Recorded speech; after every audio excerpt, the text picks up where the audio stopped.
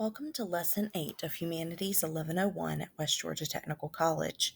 In this lesson, we will begin discussing the Renaissance and specifically focus on the Renaissance in Italy. The Renaissance is the single most important period of Western development in terms of art. In Italy, the Renaissance began around the dawn of the 1400s and was over by the beginning of the 1700s, but these dates rolled through Europe, with the Renaissance not beginning in England until about 1600. Despite being such a short time frame, it is impossible to fully teach, discuss, or learn about the Renaissance in just 2 lessons. The content itself could fill an entire semester just in Italy alone. The Renaissance in Italy is characterized by the increasing secularization of art, music, philosophy, private investment in the arts, and a renewed interest in science. Italian families, the Medicis in particular, became patrons or sponsors of artists, musicians, and playwrights. You may be familiar with the Medicis from the popular video game Assassin's Creed, and while it is true that the Medici family was associated with ruthlessness, especially in the banking and business industries, you should set the fictionalized version of the family aside for this lesson. The Medicis and other wealthy Italian families brought Europe out of the medieval period and into cultural revitalization. The visual arts are what we most associate with the Renaissance. Artists like Leonardo da Vinci, Michelangelo, Della Francesca, and others are well known historically as well as in popular culture. Da Vinci and his works have made their way into everything from the 1998 romance film Ever After to the 2000s conspiracy book series, The Da Vinci Code, which was also made into a movie starring Tom Hanks. Da Vinci was a jack of all trades. He could work in any artistic medium, sculpture, painting, drawing, and he was also prolific as a writer and inventor. His inventions stemming from his study of scientific fields like botany, anatomy, and engineering. An example is this drawing of Da Vinci's flying machine, most closely equated to the modern helicopter. Da Vinci's most famous work of art is, of course, the Mona Lisa, which is probably the most viewed exhibit at the Louvre in Paris, and is likely among the most viewed pieces of art in the entire world. Da Vinci had many other extraordinary pieces of work, including the Vitruvian Man, which is both a work of art and a work of science. His painting of the Last Supper is an extraordinary work of detail and mastery. Just by looking at it, you can tell who Judas the betrayer is.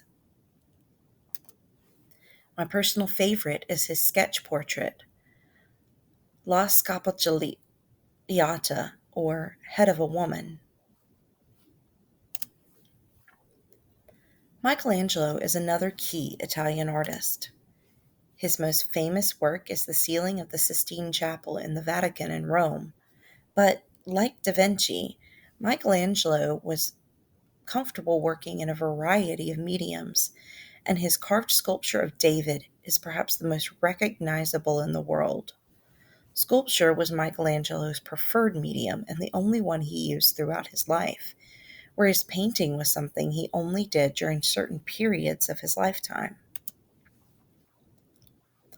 The names of the artists are just as important as the names of their works, particularly when discussing Italian artists during the Renaissance, because many works of art were titled by the same name. Examples of these include The Last Supper, of which there are at least 20, including those by Da Vinci and Raphael.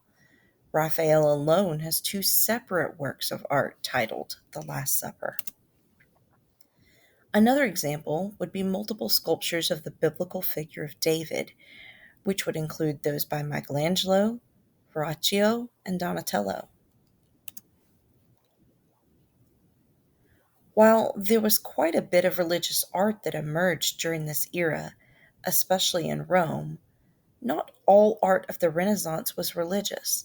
In fact, some of it actively pulled themes from Greek and Roman mythology, where it displayed active symbolism more in tune with the ancient world than with the Christian ethos of Italy and Rome. One such example of this is Botticelli's The Birth of Venus, using his muse Simonetta Vespucci. She was the great love of Botticelli's life. However, she married young and died young. He continued to paint her long after her death. Simonetta was the cousin by marriage of Amerigo Vespucci, the explorer for whom the Americas are named. Art, however, was not the only major development of the Renaissance in Italy. Philosophy was also a major development. The best known philosopher of the Italian Renaissance was Niccolo Machiavelli, who is best known for his book The Prince, in which he argued that it was better for a ruler to be feared than to be loved. This is where our contemporary phrase Machiavellian comes from when we refer to something as being ruthless. Philosophy also emerged in other works of literature, such as through the poetry and writings of Petrarch, the father of humanism. Petrarch believed that God had given humans both mind and creative skill for a reason, and that the pursuit of knowledge and art was to be done wholeheartedly because they were divine gifts bestowed upon humanity. Petrarch's humanist philosophy, in stark contrast with the darker side of human nature painted by Machiavelli, is credited with much of the intellectual progress made during the Renaissance. He and other humanist thinkers shaped the conditions of the Renaissance that led to the Reformation and the Enlightenment. One does not need to be an expert to look at the art and philosophy of the Renaissance and see how greatly it differed from that of the medieval period before it. Growth in human knowledge and freedom of creative expression resulted in society flourishing in a way it had not done for almost 1.5 millennia. Renaissance art is still some of the most treasured, valued, and enjoyed art in existence today. It is breathtaking in its brilliance. It was fresh and lovely. Of course, the Renaissance in Italy also had other impacts in the areas of architecture, music, religion, and theater, and so much more. In the next lesson, we will discuss the rolling impact that the Italian Renaissance had on the rest of Europe and how it changed the course of the world forever.